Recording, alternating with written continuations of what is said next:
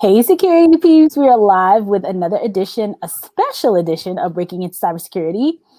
It is late, so I am excited to be here with Julie Broadway. I am Renee Small, cybersecurity super recruiter, helping amazing security folks get into opportunities and helping leaders hire awesome talent. I'm here with Julie Broadway. Julie was here. Say hi to everybody, Julie. Hi, everyone. Julie was here a month ago, a little over a month ago. Goodness. Right. And Julie was so popular that we are likely going to be doing Julie and her friends on a monthly basis. And she was kind enough to do this pop-up with us today, really helping with the federal space. So Julie, please introduce yourself again to the people out here, to security peeps, and tell them what you do and what FCC does. Absolutely. And then we'll jump in with questions. Sounds great. Thank you so much. I am so privileged to be back with you today. I had such a great time last time. I have been talking about it. I'm like, this is something I could do forever. Your population is amazing. So thank you again for having us. So as Renee said, I am the Deputy Director for Federal Career Connection, and we just go out and we help individuals like yourselves enhance your marketability, better understand and navigate the federal hiring process, and then just answer all of your hard to know, the questions that may be burning on your mind. And we offer webinars once a month, as well as office hours to do just like what we're doing tonight. Just answer your questions, walk through coaching. We talk about the HR space, and we also talk to you about your resume. So really excited to be here tonight to just hear what questions you may have about anything to do with federal HR. So I have about 16 years in of federal experience, and so excited to share what knowledge I might have. Yes. And Julie, you were so popular because, as I share with people all the time, the federal government, the direct, the 3-letter agencies, all that stuff is not my area of expertise. So federal contracting, yes, commercial, yes. But this arena is definitely a space that when people call, when they reach out and say, oh, can you help me? Or, what do I do? Or how do I get in? I have no idea. So that's why you're here, and we're trying to bring more and more federal experts on a consistent basis to help everyone, since there's so many people who are trying to break into the field, trying to, a lot of veterans, all of these folks who are trying to break in.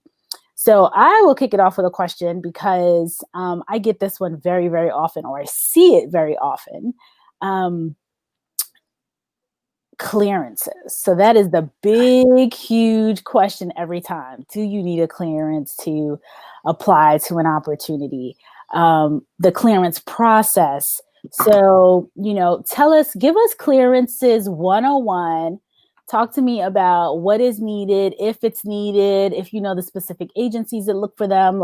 Talk to us about clearances as a whole. Absolutely. So I can't say that human resources is going to be your one-stop shop of understanding all the ins and outs, especially when it comes to the adjudication of a clearance. But I can give you the overall cradle to grave of what it looks like. So I've been very blessed to work with some amazing security specialists throughout my career, and we do partner with them in order to bring qualified applicants on board. And so the very first question is, You've just said it. No, you do not have to have a clearance to enter federal service. What you have to have, and what you'll see on job announcements, is the ability to obtain and maintain your security clearance.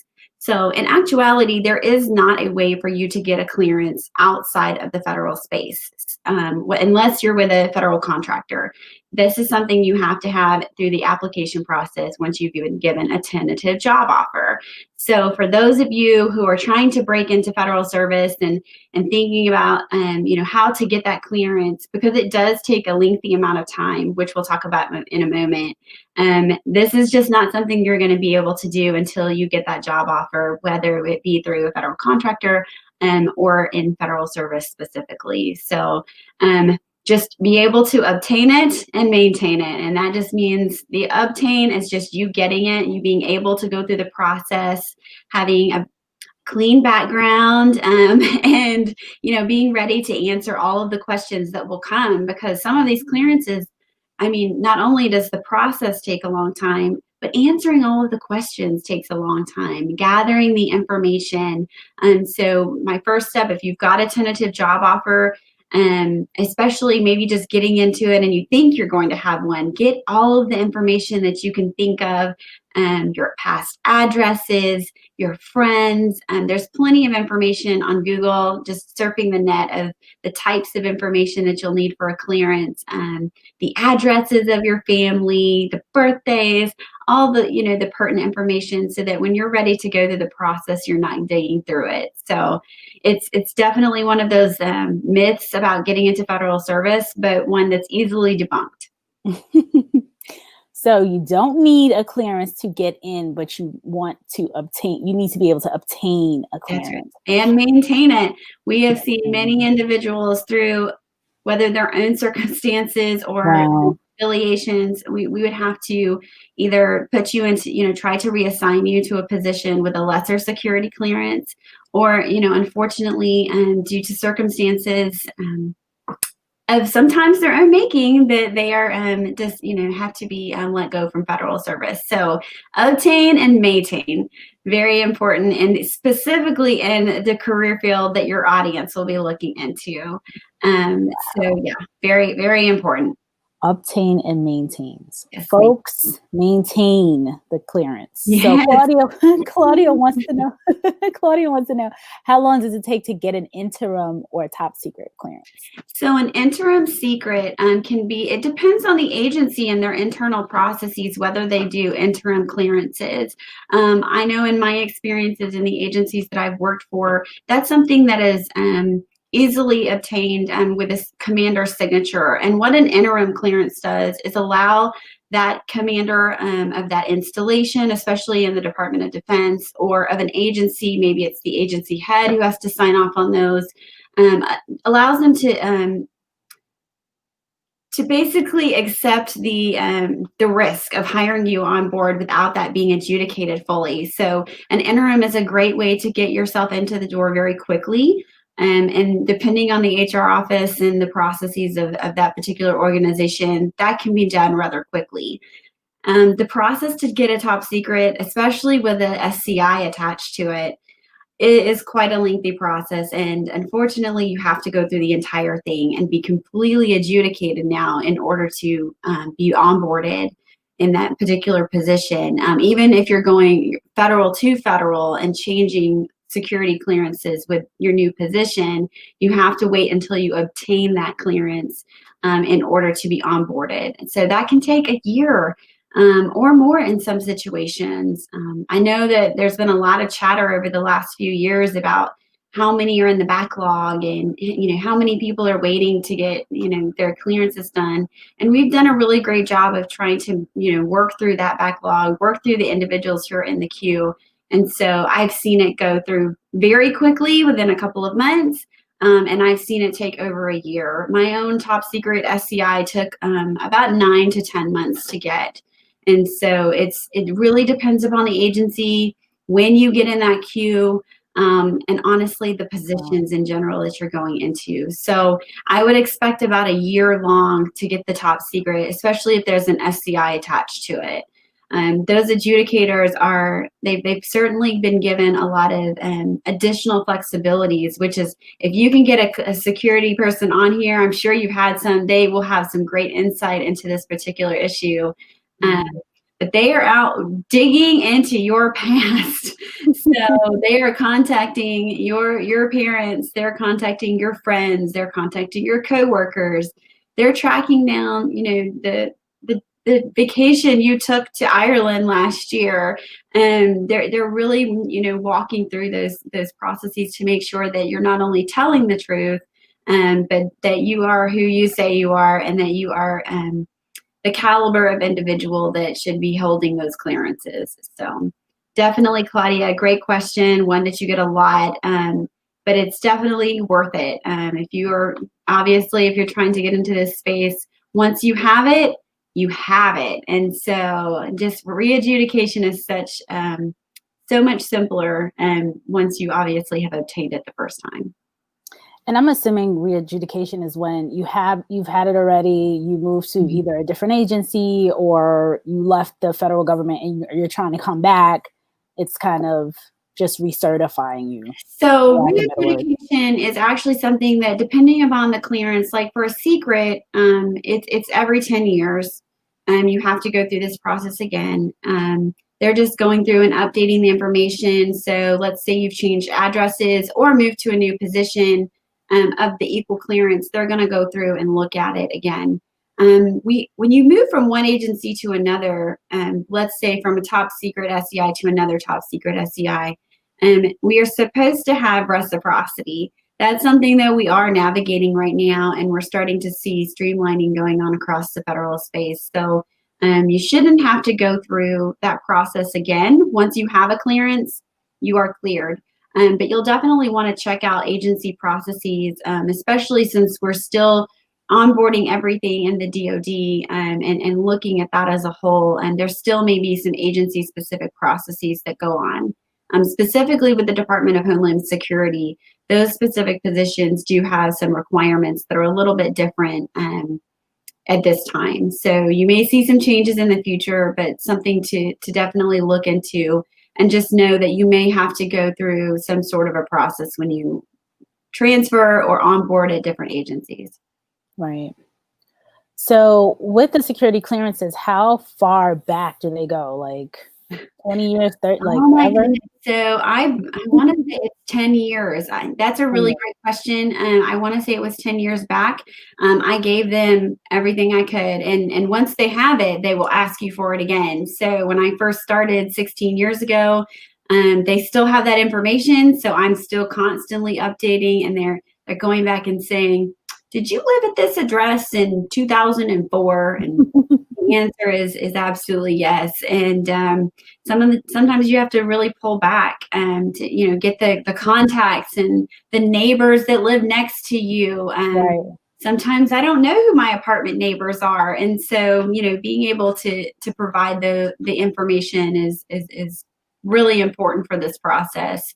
But depending upon the clearance, they may ask to go back even further. So something to really consider. Make sure that make sure your federal resume actually accurately articulates those dates as well. And yet another reason why we have. Thank you, Claudia. I thought it was 10 years. Mm-hmm. Claudia knows. Sometimes my brain does not want to pull it through. It's late. Yes, for meeting tonight. But I love it, and I'm really excited about this. But yeah, it's just, you just got to pull that information. And why we ask for year to date is not only so that we can get that 1 year of specialized experience, like we talked about last time, in order to get a promotion or get into the federal service, but also they are backing up your security clearance with that. So in fact, my last clearance, I was off by a month. And they said, in your last clearance, you said that it was this date to this date, and your resume says this to this. What is correct? And so going back through and really making sure that all of my information lines up together. I now keep it in my calendar, all the places I've lived from date to date, and then match that up to my resume to make sure that I'm quickly able to answer those questions for those adjudicators. Wow. And they are great people. I will say, a little off topic, but this is something, they work so hard. And I can't say that I've met an adjudicator yet. They may be a little salt of the earth, but they are definitely overworked, and they're doing their best. And I think that you taking the time, being prepared for those conversations, and making sure that you're filling out your SF-85 or SF-86, whatever you may be going through for a clearance, making sure that it's filled out to the best of your ability only helps them to better do their jobs.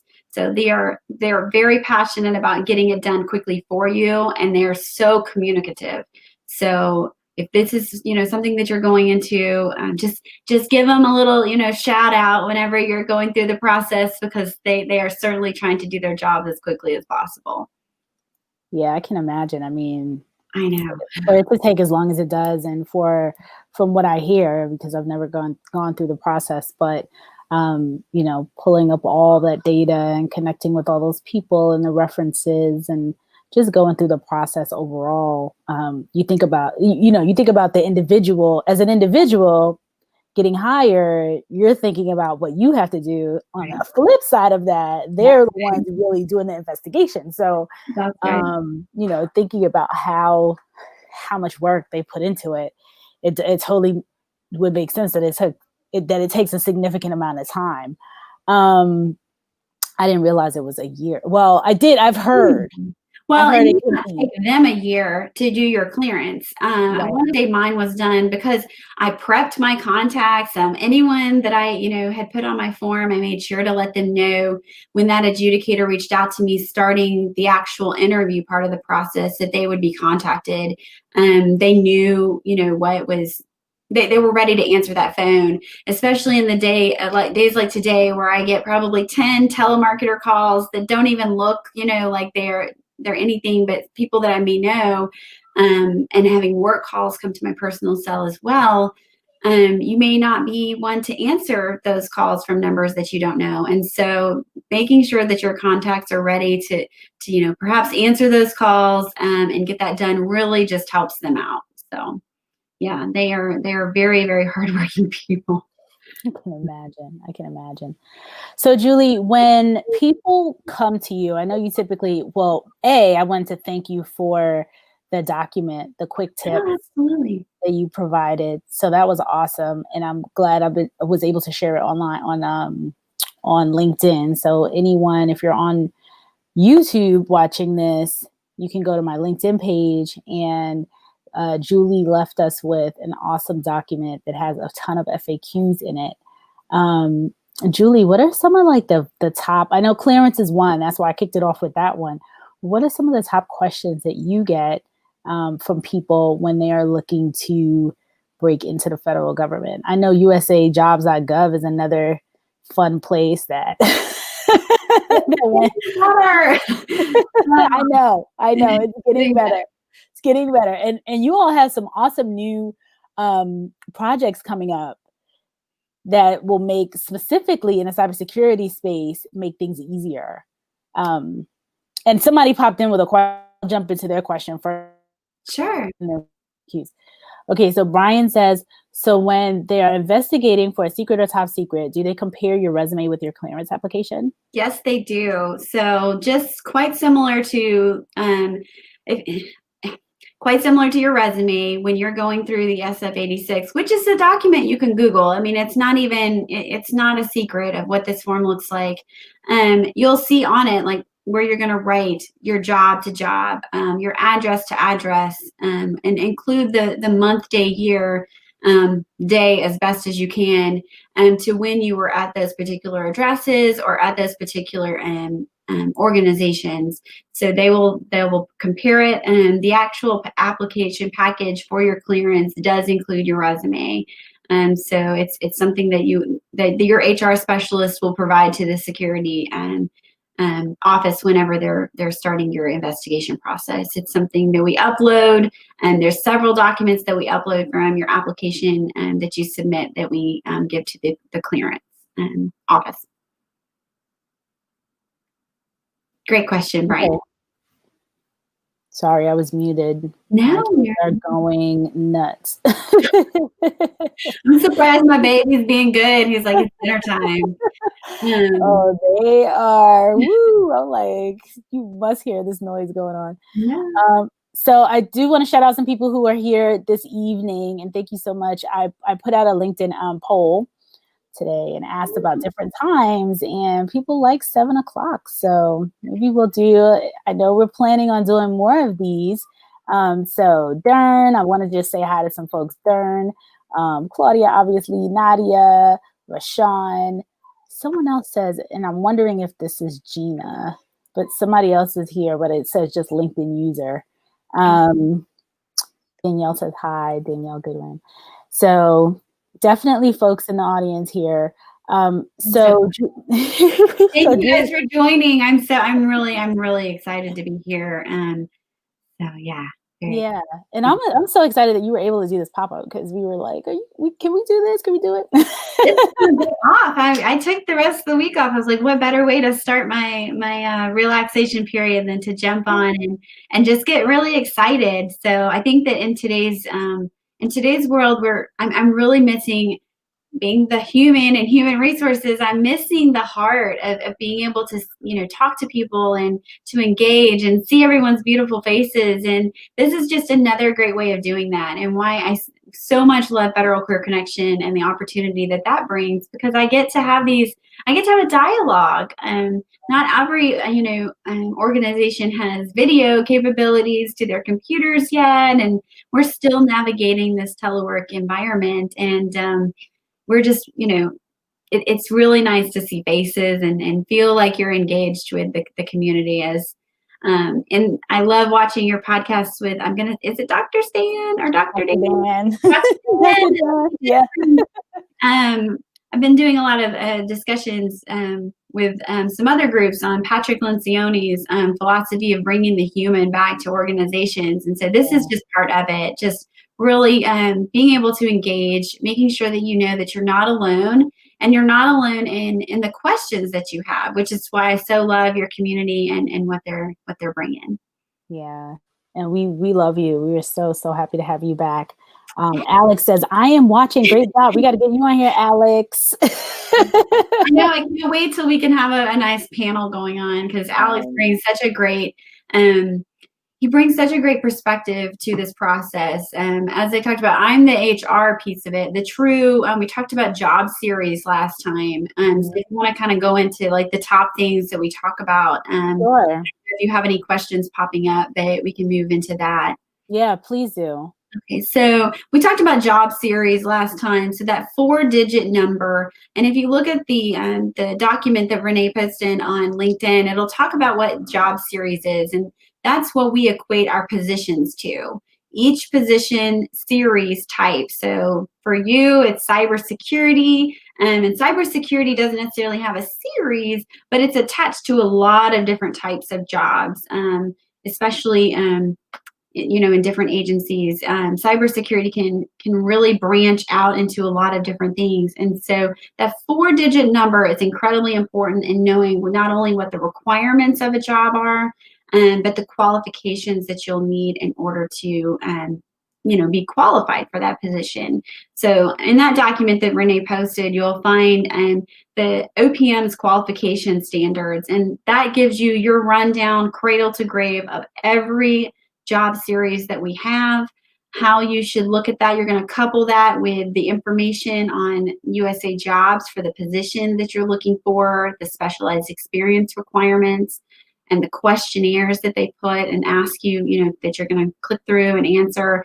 And all of that coupled together is going to allow you to better tailor your resume to the positions that you're looking for, making sure that your resume is targeted to your job, and written in a way that is easily articulated to the human resource specialist who you get through first, and making sure that you're qualified and have your 1 year of specialized experience, but also in making sure that the hiring manager clearly sees that you're qualified for the position. So that is the very first thing I would say, in navigating the process. We talked a little bit last time about the differences between the federal resume and private sector resume. So just to point out tonight that the federal resume is a narrative resume, and this process is the way that it is because this is your true application.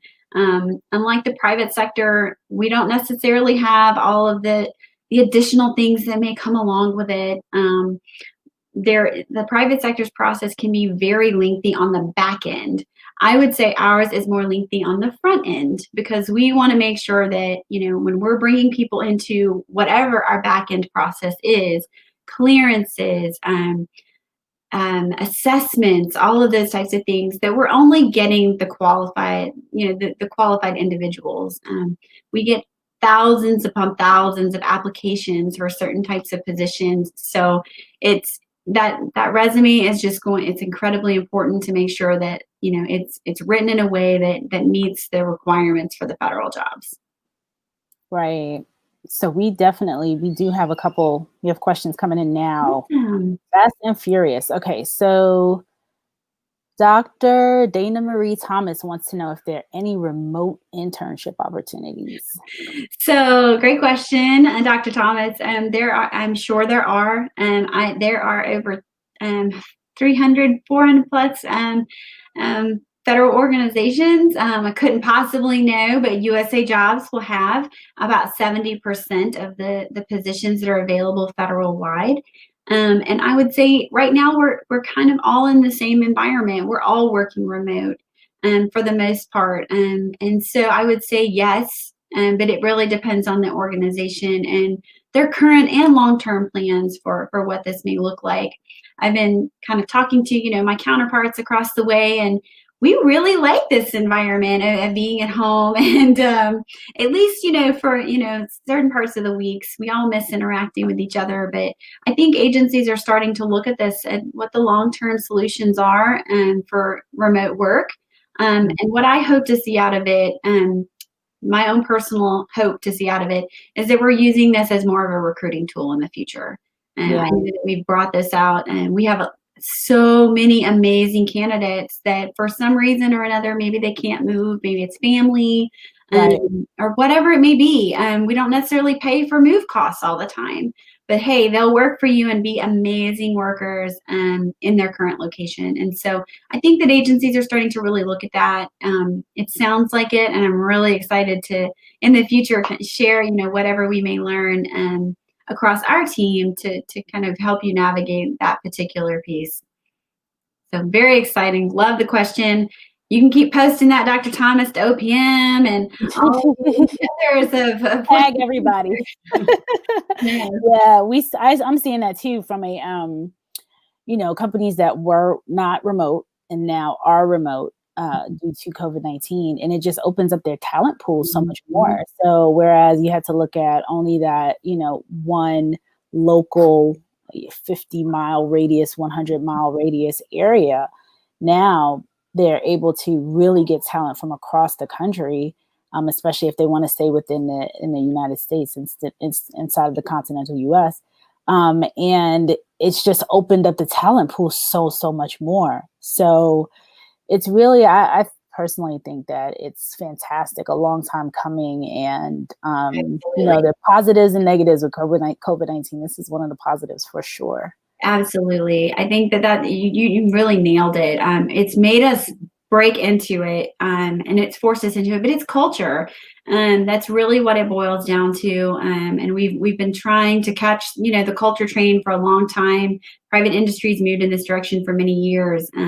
You'll see it a lot differently with security agencies, and they really do have a much different environment to look at when it comes to being able to work under classified environments in this particular era. But I think what will come out of it are just innovative technologies.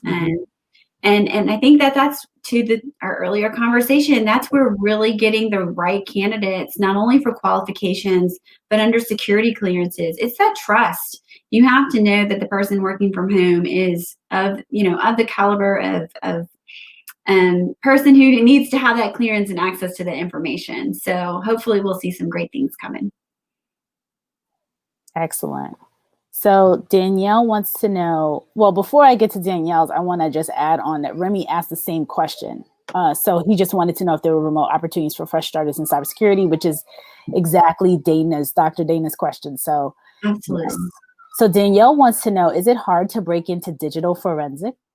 So that is a very specialized question that unfortunately I cannot answer. That would be something I would say that you would want to talk to a cybersecurity expert specifically. I'm sorry, Danielle. I wish I could answer that question, but I can't do that one.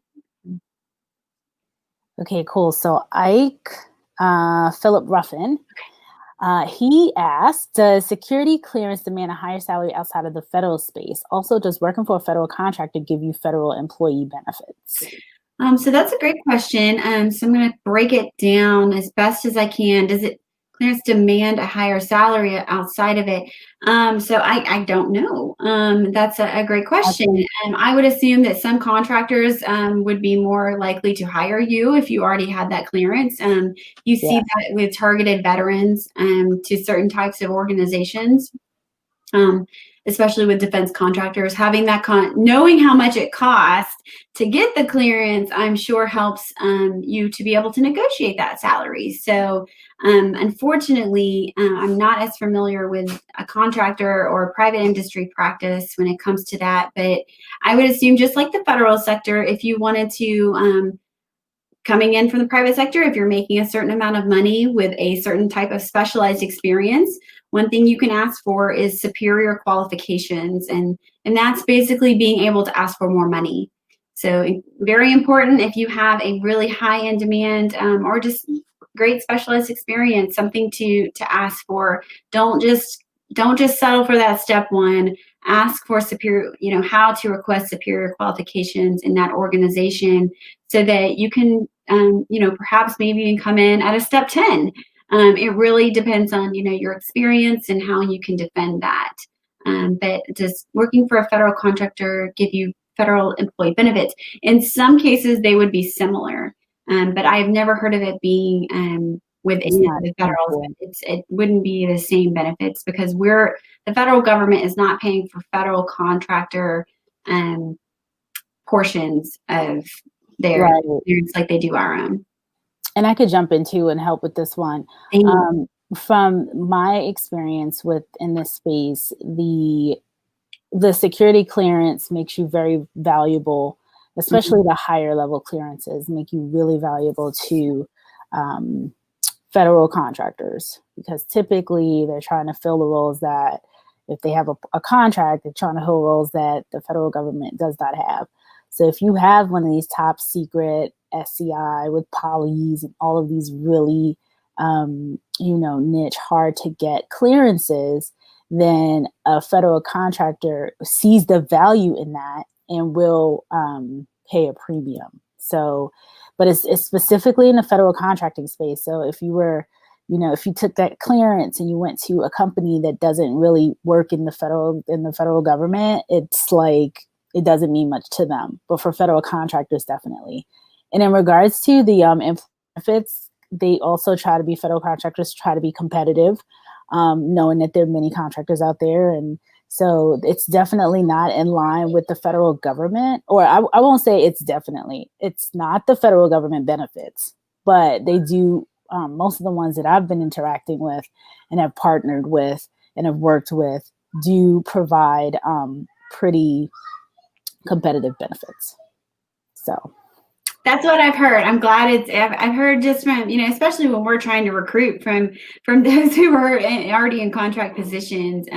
I've heard that the benefits packages are quite competitive. So it's really great to know, especially in this area, that they would be similar. So. Yep. Okay, so Claudia has another question. To get referred, do all of your answers in the KSA have to be at the expert levels, or can you have some that are not expert? So that's a really great question. And I think that I'm going to answer the question, and then I'm going to go to what the new executive order and a lot of agency practices are going to. So the overall answer is no. In fact, when we're going as an HR specialist, when I'm going through your resume, I'm going to make sure that you're actually, what you say you're expert in, your resume reflects that you are an expert in. If you don't talk about it at all, or you may not have the level of experience shown throughout your resume, we may actually go in and lower your score in a particular question or area. That's something that came out about, I want to say about 10 years ago, that we could start to lower scores if your resume did not reflect that experience. But no, you don't. There may be cutoffs that we have as far as, let's just say there are 500 applications. A hiring manager is not necessarily going to be able to go through 500 applications. But let's say 300 of them make it through HR and are in the best qualified, highly qualified, and qualified categories. We may only send the best qualified, and that may be between the 90 and the 100 scores. a hiring manager can come back later and ask to see additional resumes. But it just depends on how many people were on the cert, how many people applied, how many people were deemed qualified after HR reviewed it, and then, what that pool looks like, because we don't want to overwhelm our managers with too many people as they go through and look for qualifications. So, but certainly not something. Sorry, my baby is now. I'm so sorry. But don't apologize, because you can hear the madness going on this side. But I will say, Claudia, what you should see as we go through all of this is a very different way of looking at application. Excuse me, I'm sorry. I am a little bit embarrassed. He doesn't want to jump down off his chair. Oh, I'm so sorry. But Claudia, thank you for bearing with me. But what you're going to see is differently. We're going to really start, and we have started to look at things a little bit differently. You may have already applied for applications where the answer is kind of like doing multiple choice when you are doing your ACT, your SATs, or any kind of just college prep course. You really might not know what the right answer may look like to the hiring manager. And so we brought in industrial psychologists to really look at the competencies that we're trying to assess, and be able to do it in a more equitable manner as we move through. So as you saw in the new executive order that just came out, no longer requiring applicants to meet minimum education requirements unless positions require it. But not just looking at the self-evaluation, but having competency assessments or reliable objective assessments to assess that overall holistic look of a candidate are things that we're going to be exploring and have been exploring now. I would say certain agencies like that I've worked for, Health and Human Services, Department of Defense, Department of Homeland Security, they've done a really great job, and I'm sure there's hundreds of others. So just one of many who are starting to really look at, we're not doing the ABCDE thing anymore. We really need a better way to target that individual's experience and know that we're getting the quality of candidate up front. So I would say no. And in the future, that expert letter E may not even be an option for you as we start to explore how we can better look at your competencies. Because honestly, you kind of know if you're reading through the job announcement, as well as just the overall questions for the position, you'll know as you go through it, what are the answers that you may have experience in and can kind of tell what they're looking for and to best answer it based on your experience in the past. But no, you don't. And in the future, it may just look a little bit different. So just always make sure you're only applying for announcements that you're qualified for. Don't waste your time. The process is way too long, and don't waste the hiring manager's time or HR in doing something that you may be. I would never apply for cybersecurity. I do not have the experience. You do not want me to do it. And so that's just the moral of the story. Apply for things you're qualified for. And if you want to be in it, go out and get, trained, go out and get mentored, and look for, positions of growth to help you. Claudia says, thank you. You're so welcome. So Remy says, can you sponsor clearance for green card holders? So we don't sponsor anyone's clearances, unfortunately, but that would definitely be, if you get a tentative job offer, and that would be a question that I would talk to that particular agency about. So I will navigate the green heart card holder piece of it. Yeah, I know a lot of the roles that the ones that I've seen are looking for U.S. citizens. And they are. A majority of our positions are going to be open to U.S. citizens. I would say agency-wide, the one that I saw hire most non-U.S. citizens was Health and Human Services. But it was specifically for temporary positions. They were a specific authority, and we were looking for certain types of specialized experience in things like epidemiology, all of the little, things that are way beyond my expertise. But Certainly translators, when Ebola hit, we had lots of individuals come on board that were non-US citizens to help with that effort. But it's something that's not as common, but something to definitely look into with a particular agency, because those jobs do come open every once in a while. Okay, good to know. I didn't know. Dr. Dana, thanks for thanking us. You're welcome. And Jura is, do you know Jura? I do. Hi, Jura. Hi, Julie. Happy to see you. Should I fill up the 136 pages of Form SF-86 for security clearance? I would never use the form that's online. So we do have it's called, well, at least it used to be called eQuip. I think that they've changed it since I was in operations, but we do have an actual system that you put all of the questions into, and it produces the form.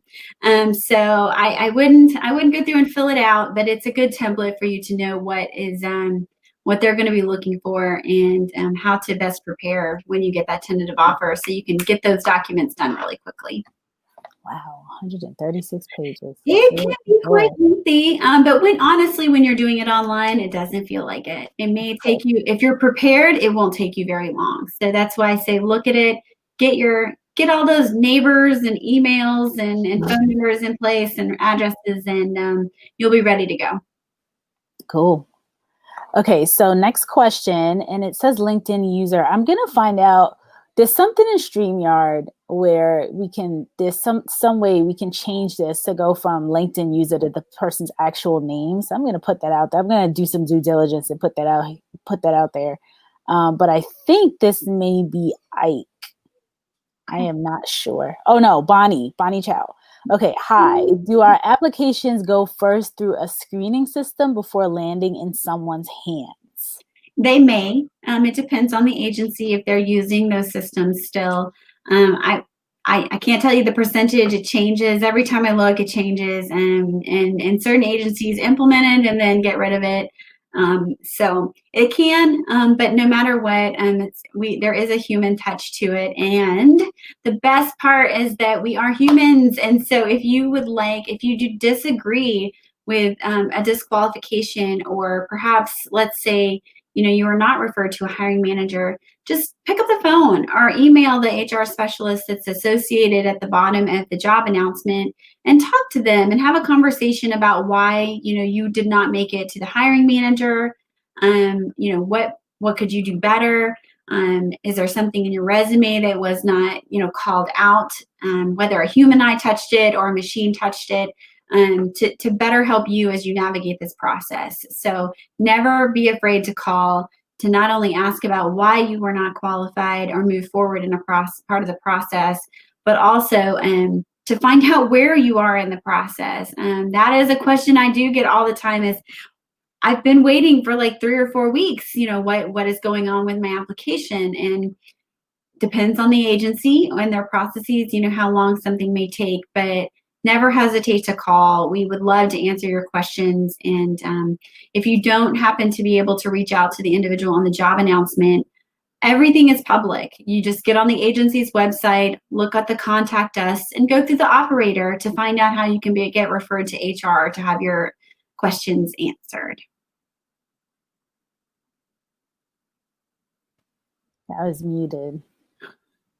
That was like perfect timing. My child was screaming. So he's cheering Bonnie on. They're cheering Bonnie on. That's what you want to call it. Yes. OMG. And so, Julie, do you have anything else you want to add? I mean, we're at the 45-minute mark. I definitely have. I'll take it to 8, but I can tell you, there's going to be a lot of screaming going on back here. No, I would just say, so I would like to market, we do have some great, I'll end it by saying 2 things. This process is a beast, but just like the processes that are going on in the private sector, it's not any different. It's just something different. So getting used to USA Jobs, looking at, specifically the intelligence agencies have their own recruitment processes, so you won't see their applications on USA Jobs. Being familiar with where they're coming from and then navigating those it's not going to be any different. It's just a different system. So you are incredibly intelligent individuals, and just make sure you're going through, looking for your resources, and coming to these sessions, which we're so looking forward to, having with you every month as we move forward, to ask your questions and helping you navigate this process. But we have 2 exciting events coming up ourselves at Federal Career Connection, which is on the LinkedIn page, and come follow us on LinkedIn. We post lots of great articles, and as well as follow as many agencies as we can to get you, informed of what's going on across the federal space. But on September 15th at 6:30 p.m. Eastern Time, we will be having a networking webinar. So not only will you get to network with us and our amazing team that includes individuals outside of Homeland Security, we have some intelligence, some retired intelligence specialists, as well as some individuals from across other agencies like GSA, and DoD as well. And it's a great way to meet them, and we continue to get lots of great foot traffic from across private and the federal industry as well. So come and join us, learn more of how you can network within the federal and private spaces.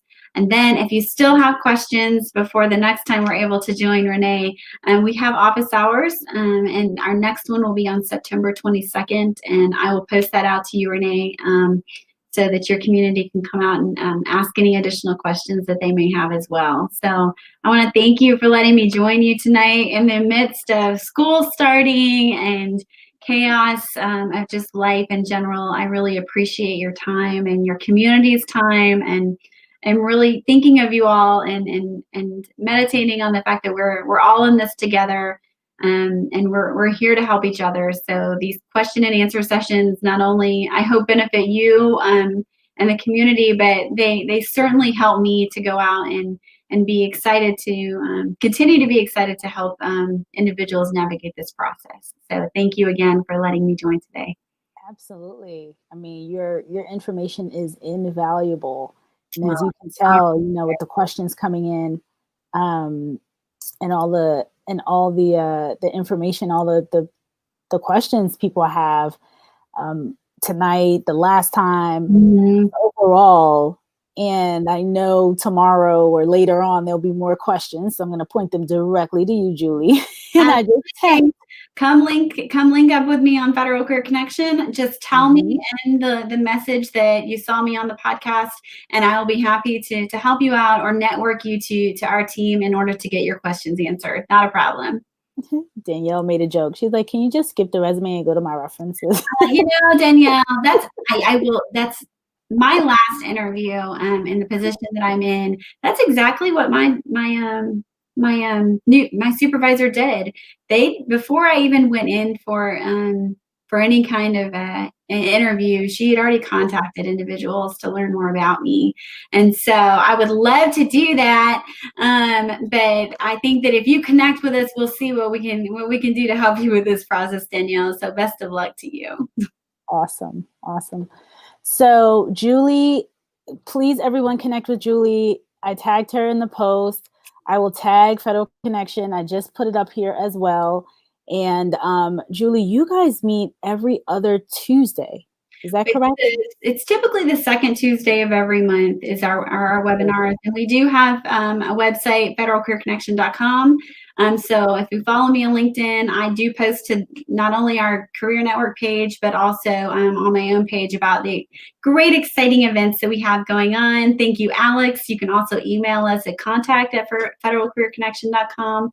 Our team is growing, and we're really excited for what the new year may bring. And it's honestly, you've really given us the excitement, being able to partner with you, Renee, and Chris, and the great partners that we have just obtained through these great networking sessions have been amazing.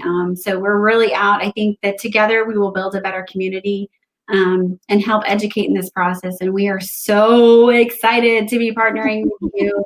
And have you come and talk to our community, because there is so much wealth of knowledge on the other side of this screen. Let me go this way. There's so much wealth of knowledge right here, and we're just so excited to be partnering if anyone ever has any questions, we're here to help. And if we don't know, we will find someone who does. So yes, I just wanted to talk about the resources that you all have, because Julie, like she said, is an HR specialist. So Julie, I'm going to take a stab at when the resumes come into certain roles, you're the person really kind of going through that 300. When you talked about 500 resumes coming in, I'm like, Lord have mercy. So 500. Yes, honey. When I worked for the Defense Commissary Agency, and I mean, there would be thousands of applications, and just within the best qualified category, you may look at 100 to 200 people, and I'm going through each person's resume, and we may spend several minutes looking at it, and we may look at it again to make sure that we got it right. But getting through HR is your first step, and it's so incredibly important, which is why making sure your resume reflects your qualified experience just is only going to make your experience of the federal process more enjoyable. Putting in the effort, yes, it's a lot of work. I just finished updating my resume. It's a lot of work to get those narrative responses. The STAR stories, we talked about that a little bit last time. Your situation, task, action, result, being able to highlight the results that you've done, not only what you've done, but the results. It's a lengthy process, but it's incredibly rewarding to be a public servant, and I'm so blessed to be able to share what knowledge I have, to learn from you guys when you come in as new employees, and navigate just the federal experience. You stay in touch with me, and that's what I love about being in HR, is that we can navigate through life together, and learn from each other. I've learned more about all kinds of different jobs than I ever wanted to know, from the supply specialist to the nuclear command and control.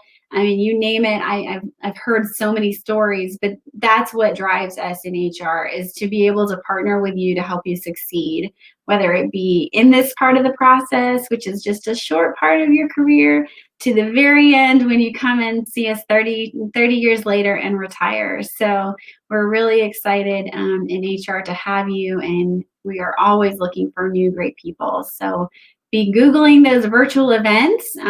We are constantly improving and getting out there to do virtual events. So make sure that you're connected not only to the agencies that you may have values with, but just Googling out and seeing what's going on in your area, because there are more and more job fairs going on all the time. So, and make sure you're checking us out on Federal Career Connection, as well as on my page, and with my other colleagues, we post those events for you as well. Yeah, and I'll be posting them too. So I'll tag Julie. I'll be posting the events, and I'm looking forward to continuing the partnership too. So Julie, thank you so much for being here, for joining us on another episode of Breaking into Cybersecurity. I feel like you need a theme song, Renee. I do. I need people dancing on the front end. I need people dancing on the back end. I don't want it to be my kids. Bye, everyone. Well, thank you so much. Bye-bye. Have a great night, everyone. Good night, everyone.